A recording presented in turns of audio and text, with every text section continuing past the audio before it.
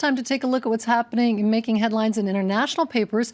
And there's only one really big story. It's the devastation caused by Hurricane Mathew. Absolutely. Let's start with this piece from The Guardian, which is reporting that the death toll in Haiti has reached 330, as you mentioned earlier, and that figure is expected to rise. The hurricane hit Haiti on Tuesday night.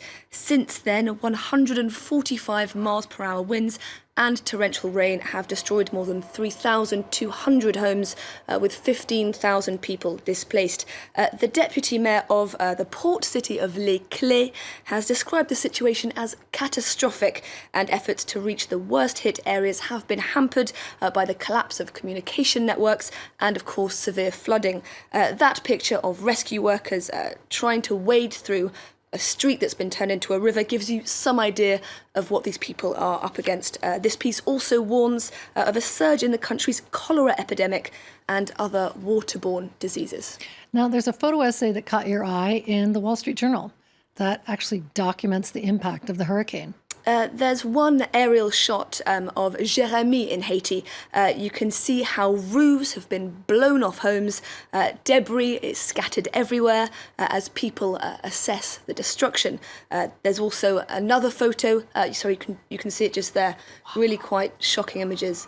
There's also another picture, this time not in Haiti but in Cuba. Of course, Haiti isn't the only victim of the deadly storm. It's a photo of the coast in Guantanamo province. The road is blocked with huge boulders displaced by 130 mile per hour winds. And there's also another photo, again from Cuba, that gives us some sense of the human cost of the natural disaster. You can see it on the website. A young woman sitting in the midst of rubble that was her home. And as Florida gears up for what some are predicting will be the state's most dangerous storm in living memory, some publications are looking beyond the inevitable human cost to the possible political cost. Yeah, there's a really fascinating piece on Slate.com that predicts Hurricane Mathew could have devastating consequences on voter registration for the upcoming presidential election.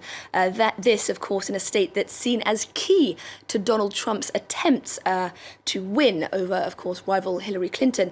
In the last election, 50,000 Florida voters signed up to vote in the last 5 days of registration. There are now just 5 days before registration closes, but, argues this piece, many residents who are fleeing the storm won't actually be able to register. Slate predicts that with Trump already telling voters that the election may be rigged, any, quote, attempt to try to accommodate or fail to accommodate the issue will be second-guessed, challenged and likely litigated by the Trump campaign. Well, let's go now to the UK, where Stephen Wolfe, a candidate to be the new leader of Britain's anti-EU UK Independence Party, UKIP, is recovering in the hospital following an altercation with a colleague at the meeting about the party's future. That must have been quite an argument. Oh yes, you can only imagine. UKIP out for the count, reads the front page of the Daily Mail, above a picture of Stephen Wolfe prone on the floor of the European Parliament in Strasbourg. Quite a shocking image there. You don't get those images out of the European Parliament too often. It goes on to say that the party that changed Britain has now imploded. UKIP, of course, at the forefront of that successful Brexit campaign. And the Times had some rather fun with the shocking images. They did. Their cartoon is an almost perfect replica of that photo, but with UKIP's logo blasted on his fallen body, and with a panicked, helpless Nigel Farage trying to help Stephen Wolfe up. There you go. It's just appeared on the screen there. The caption, credibility hits new low. And elsewhere in the paper, there's another scathing piece about the state of the party. This article argues that UKIP's success in transforming itself from an anti-establishment drinking club into Britain's third largest political party has come at a cost, with rivalries and internal smear campaigns the order of the day. All right, and let's move now to Pakistan, where a joint session of Parliament approved an honor-killing bill, then an anti-rape bill on Thursday. Let's take a look at an article in Pakistani daily Dawn. This piece reports that up until now, Islamic provisions in Pakistani law have allowed the victim's family to forgive the perpetrator of a crime, a provision that's been regularly exploited in cases of so-called honour killings, where the killer is often a close relative of the victim.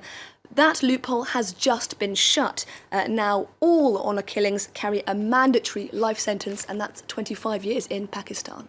All right. Thank you for that, Haxie Myers-Belkin with the International Press for today.